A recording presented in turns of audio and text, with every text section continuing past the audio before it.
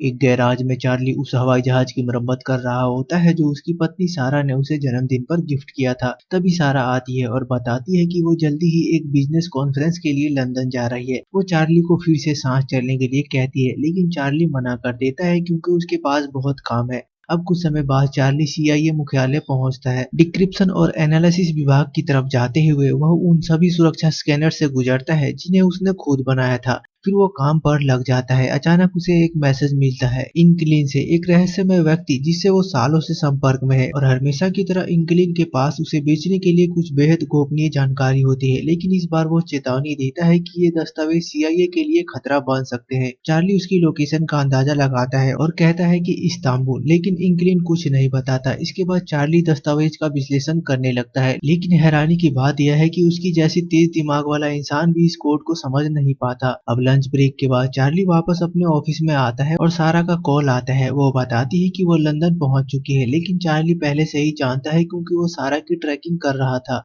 वे ज्यादा बात नहीं करते क्योंकि चार्ली का मन फिर से उन रहस्यमय दस्तावेजों पर लगा होता है। कोड नहीं खुलने पर वो अपना कंप्यूटर एक विशेष क्षेत्र में ले जाता है जहां एक और उन्नत सिस्टम उसकी मदद करता है। काफी मेहनत के बाद वो आखिरकार दस्तावेज खोल लेता है और जो जानकारी सामने आती है उसे देखकर वो दंग रह जाता है। दस्तावेजों में सरकार की बेहद गुप्त जानकारी होती है। एक ड्रोन हमले को आत्मघाती बम विस्फोट दिखाकर छुपाया गया था। न्यूज की क्लिप्स में बताया गया है कि इस हमले में 150 लोग मारे गए, जिनमें फ्रेंच स्पेशल फोर्सेस और डेनिश मरीन भी शामिल थे। इस पूरी ऑपरेशन की योजना चीफ मूर ने बनाई थी, जो चार्ली का बॉस भी है। उस रात घर पर चार्ली सारा को कॉल करता है, लेकिन वो कॉल नहीं उठाती तो वो उसे एक वॉइस मेल छोड़ देता है।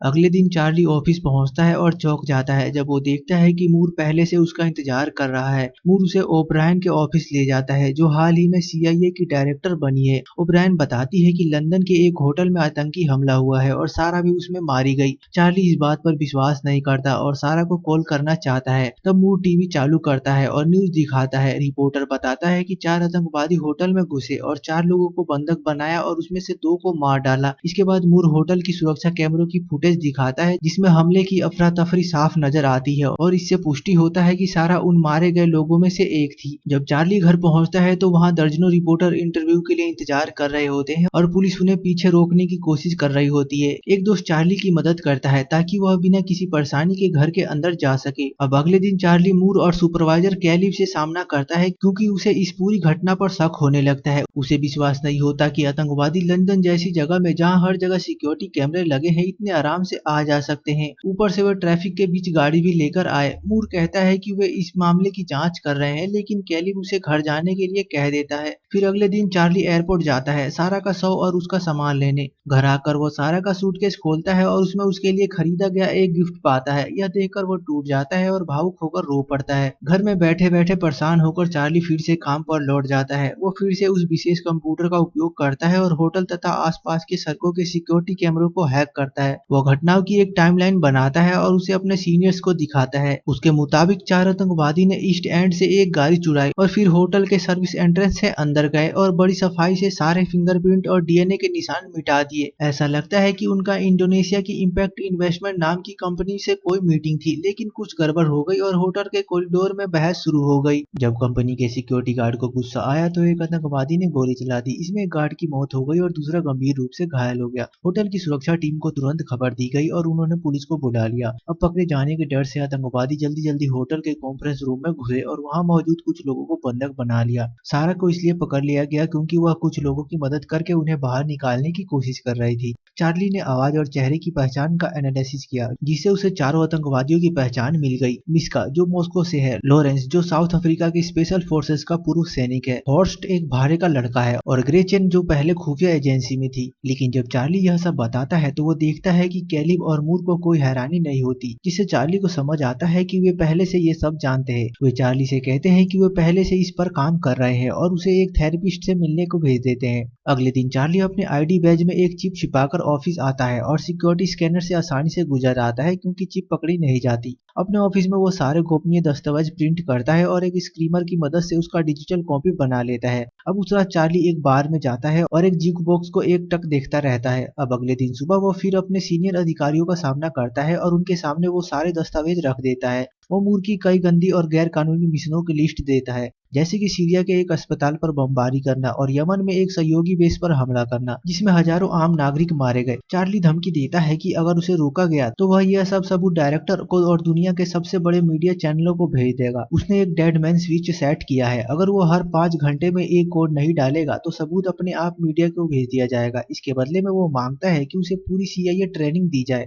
नकली पासपोर्ट मिले और पैसे और एक हथियार मिले और उन लोगों की जानकारी दी जाए जिन्होंने सारा को मारा। मीटिंग के बाद चार्ली अपनी कार में जाता है और तनाव की वजह से उल्टी कर देता है। अब ऑफिस में मूर कहता है कि चार्ली का डेड मैन स्विच झूठ है, लेकिन केलिव कहता है कि वो रिस्क नहीं ले सकते। अगर वो झूठ है तो वो उसका ट्रिगर ढूंढ लेंगे और फिर ट्रेनिंग के दौरान कोई एक्सीडेंट करवा देंगे। कुछ समय बाद कैलिब और उसकी टीम यह समझने की कोशिश करती है कि चार्ली ने गोपनीय फाइलों की कॉपी कैसे बनाई। वे एक स्क्रीमर के इस्तेमाल की संभावना पर चर्चा करते हैं, जो सुरक्षित कंप्यूटर पर तो काम नहीं करता लेकिन प्रिंटर पर इस्तेमाल किया जा सकता है। वे सोचते हैं कि चार्ली ने फाइलें प्रिंटर पर भेजी होंगी और फिर एक मैग्नेटिक स्ट्रिप से डाटा कॉपी किया होगा। जब वे सिक्योरिटी फुटेज चेक करते हैं तो उन्हें पता चलता है कि चार्ली ने एक दुकान से मैग्नेटिक स्ट्रिप खरीदी थी, लेकिन यह अब भी साफ नहीं है कि वह स्ट्रिप इमारत के अंदर और बाहर कैसे ले गया। टीम चार्ली का घर भी छानती है और बाद में पता चलता है कि वह एक खास बार में 2 बार गया था। जब वे उस बार की जांच करने जाते हैं तो ज्यूक बॉक्स के नीचे उन्हें एक अब्बा म्यूजिक मिलती है। कैलिब ज्यूक बॉक्स में वो सीडी चलाता है लेकिन उसमें सिर्फ शोर सुनाई देता है, इसलिए वे सीडी को निकाल लेते हैं जो चार्ली वहां छोड़कर गया था। इसी दौरान चार्ली एक CIA ट्रेनिंग सेंटर पहुंचता है जहां कर्नल हेंडरसन उसका स्वागत करता है। वे ट्रेनिंग की शुरुआत शूटिंग रेंज से करते हैं, लेकिन चार्ली एक अच्छे निशानेबाज नहीं है और उसे टारगेट पर सही निशाना लगाने के लिए बहुत पास जाना पड़ता है। हालांकि जब बम बनाने की बात आती है तो चार्ली बहुत तेजी और कुशलता से काम करता है, जिससे हेंडरसन बहुत प्रभावित होता है। इसके बाद चार्ली को अपनी नई पहचान याद करनी होती है। हेंडरसन उसे जोर जबरदस्ती से घसीटता है और तंग करता है ताकि चार्ली तनाव में भी अपनी फर्जी पहचान की जानकारी ना भूल पाए। फिर उसके नए पासपोर्ट भी तैयार कर दिए जाते हैं। उस रात हेंडरसन चार्ली के कमरे में आता है और कहता है कि तू हत्यारा नहीं है, लेकिन चार्ली कहता है कि मुझे इंसाफ चाहिए। तब हेंडरसन उसे एक बंदूक देता है और कहता है कि मेरे सीने पर निशाना लगाओ। चार्ली का हाथ कांपने लगता है और अंत में वो बंदूक नीचे कर देता है। उधर ऑफिस में एजेंट कई घंटे उस सीडी की जानकारी की डिक्रिप्ट करने में लग जाते हैं और आखिरकार उन्हें पता चलता है कि चार्ली को डेड मैन स्विच सिर्फ एक झूठा था। वे तुरंत अपने सीनियर अधिकारियों को खबर देते हैं, इस बात से अनजान कि चार्ली उन्हें चुपचाप जासूसी कर रहा है। असल में वो जो चिप चार्ली ने अपने ID बैज में छिपाई थी वह एक बग जासूसी उपकरण था, जिसे उसने उन्हीं फाइलों में लगाया था जो उसने मूर और बाकी को दिए थे। जैसे ही मूर को सच्चाई का पता चलता है वो तुरंत एंडरसन को कॉल करता है और कहता है कि चार्ली को गिरफ्तार करो, लेकिन तब तक चार्ली वहां से भाग चुका होता है। फोन काटने के बाद मूर आखिरकार फाइलों पर लगा हुआ जासूसी उपकरण देख लेता है और सीधे चार्ली से बात करता है। वो कहता है कि यह देशद्रोह है। चार्ली अपना ईयरपीस निकालकर फेंक देता है और फ्लाइट में चढ़ जाता है। जब चार्ली लंदन पहुंचता है तो वह कस्टम पार करता है और फिर पेरिस जाने के लिए रवाना हो जाता है। उसका नकली पासपोर्ट CIA के सिस्टम में दिख जाता है, इसलिए मूर कर्नल हैंडसर को चार्ली के पीछे भेज देता है। पेरिस में चार्ली एक होटल किराए पर लेता है जो उस रेस्टोरेंट के पास है जहाँ ग्रेट चेन को अक्सर देखा जाता है। एक दिन ग्रेट चेन वहां आती है और चार्ली इतना करीब होता है कि वह उसके फोन को ट्रैक करना शुरू कर देता है। इसके बाद वो पूरा दिन ग्रेट चेन के अपार्टमेंट के बाहर बिताता है और उसके बाहर जाने का इंतजार करता है। जब एक किराएदार बाहर आता है तो चार्ली मौके का फायदा उठाकर अंदर चला जाता है। वह एक ऑनलाइन वीडियो की मदद से ग्रेट चेन के घर का ताला खोलता है और घर के अंदर वो ग्रेट चेन की डायरी और शेड्यूल की तस्वीरें लेता है। एक दराज में उसे एक पिस्तौल भी मिलती है जिसे वो अपने पास रख लेता है। उसी समय उसके ट्रैकर से पता चलता है कि ग्रेट चेन वापस आ रही है, तो चार्ली जल्दी से सीढ़ियों के पास जाकर उसका इंतजार करने लगता है। लेकिन जब ग्रेट चेन अंदर आती है तो चार्ली चाहकर भी उस पर गोली नहीं चला पाता। खुद से निराश होकर वो वापस होटल चला जाता है और ऐसा दिखावा करता है जैसे सारा वहां उसका इंतजार कर रही हो। थोड़ा शांत होने के बाद वो ग्रेट चेन की तस्वीरों को ध्यान से देखता है और पाता है कि वो अक्सर अस्पताल जाती रहती है। जब वो उसकी मेडिकल हिस्ट्री को हैक करता है तो पता चलता है कि उसे बहुत सारी एलर्जी है। अगली सुबह चार्ली ढेर सारे फूल खरीदता है और कैफे में ग्रेट चेन को देखकर उसका पीछा करता है। वो देखता है कि ग्रेट चेन अस्पताल में टेस्ट करवा रही है। डॉक्टर नोटिस करता है कि कंप्यूटर स्क्रीन में गड़बड़ी है तो वो मदद के लिए कमरे से बाहर चला जाता है। तभी चार्ली डॉक्टर के भेष में कमरे में घुसता है और ग्रेट चेन को उस मशीन के अंदर बंद कर देता है। ग्रेट चेन घबरा जाती है, लेकिन चार्ली मशीन के चैम्बर में पराग कण भरता रहता है क्योंकि उसे पता है कि ग्रेट चेन को उनसे एलर्जी है। बाहर डॉक्टर और नर्स शोर सुनते हैं लेकिन दरवाजा बंद है और ग्रेट चेन धीरे धीरे कमजोर होने लगती है। चार्ली कहता है कि अगर तू बताती है कि हॉर्सेट कहाँ है जिसने सारा को मारा तो मैं मदद करूंगा, लेकिन एलर्जी के कारण ग्रेट चेन बोल नहीं पाती और चार्ली मशीन खोल देता है, लेकिन ग्रेट चेन तुरंत उस पर हमला कर देती है। फिर दोनों कमरे में जोरदार लड़ाई करते हैं और एक दूसरे को फर्नीचर से टकराते हैं। चार्ली अपनी पिस्तौल निकालता है लेकिन ग्रेट चेन उसे गिरा देती है और कमरे से बाहर निकल जाती है।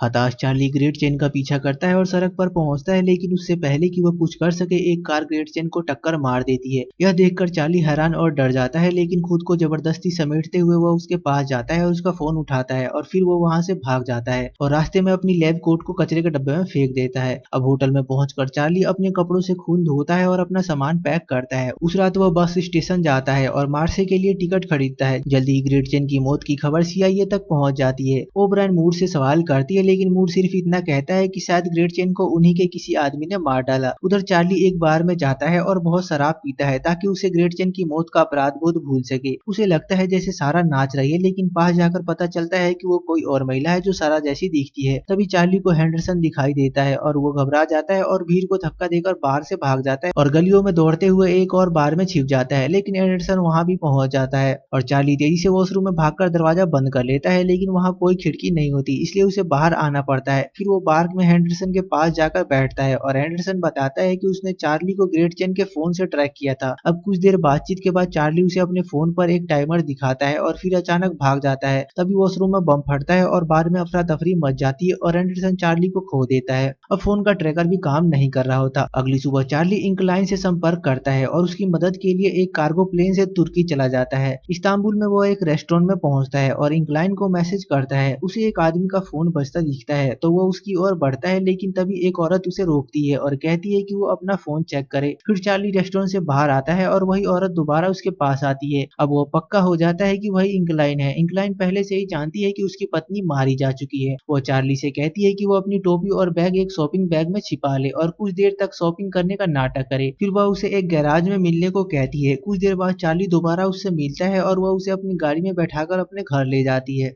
सफर के दौरान इंग्लैंड चार्ली को बताती है कि वो 6 साल पहले हैकर बनी थी जब उसके पति की मौत हो गई थी। उसका पति सीआईए का एजेंट था और रूस की खुफिया एजेंसियों के लिए काम करता था। असल में वही असली इंक्लाइन था और उसने उसे यह सब कुछ सिखाया था। आधिकारिक तौर पर कहा गया था कि वह खिड़की से गिरकर मारा गया, लेकिन सच्चाई कुछ और थी। जब वो उसके घर पहुंचे तो इंक्लाइन बताती है कि यही एकमात्र जगह है जहां वो 3 साल से ज्यादा टिक पाई। वो यह भी मानती है कि अब वो भागते भागते थक चुकी है। अगर कभी रूसी एजेंट उसे पकड़ने के लिए आए तो उसने खुद को खत्म करने के लिए एक बंदूक रखी हुई है। इसके बाद वे केस पर चर्चा शुरू करते हैं और हार्सेट वो लीडर है जो मूर के लिए भाड़े के लड़ाकों को भर्ती करता है। फ्लोरेंस एक हथियार डीलर है, तो इंक्लाइन खुद को हथियार बेचने वाला बनाकर उससे संपर्क करने की पेशकश करती है। आखिर में मिशिका है जो अक्सर यात्रा करता है और हर जगह की तस्वीरें ऑनलाइन पोस्ट करता है। वो उसकी तस्वीर ध्यान से देखते हैं और उसमें एक महिला को नोटिस करते हैं और चेहरा पहचानने वाले सॉफ्टवेयर की मदद से उस महिला का इंस्टाग्राम अकाउंट मिल जाता है, जिससे पुष्टि होता है कि वो फिलहाल स्पेन में है। अब अगले दिन कैलिब अपनी टीम को आदेश देता है कि वो इन आतंकियों पर नजर रखे ताकि चार्ली का पता चल सके। ओब्रायन मूर से मिलती है और कहती है कि वह उसे अब बिना किसी अनुमति के कोई भी काले ऑपरेशन चलाने नहीं देगी। मूर जवाब देता है कि उसके पहले वाले डायरेक्टर ने भी यही बात कही थी और उसने तब भी यही कहा था जो अब वो कहेगा, कि उसे ओब्रायन पर पूरा समर्थन है। अब मीटिंग के बाद ओब्रायन अपनी कार में बैठती है जहां उसकी असिस्टेंट उसे हेंडरसन का एक तस्वीर दिखाती है जो स्पेन में है। इससे साफ हो जाता है कि मूर ने उसे वहां भेजा है और ओब्रायन भी अपना एक एजेंट पीछे भेजती है।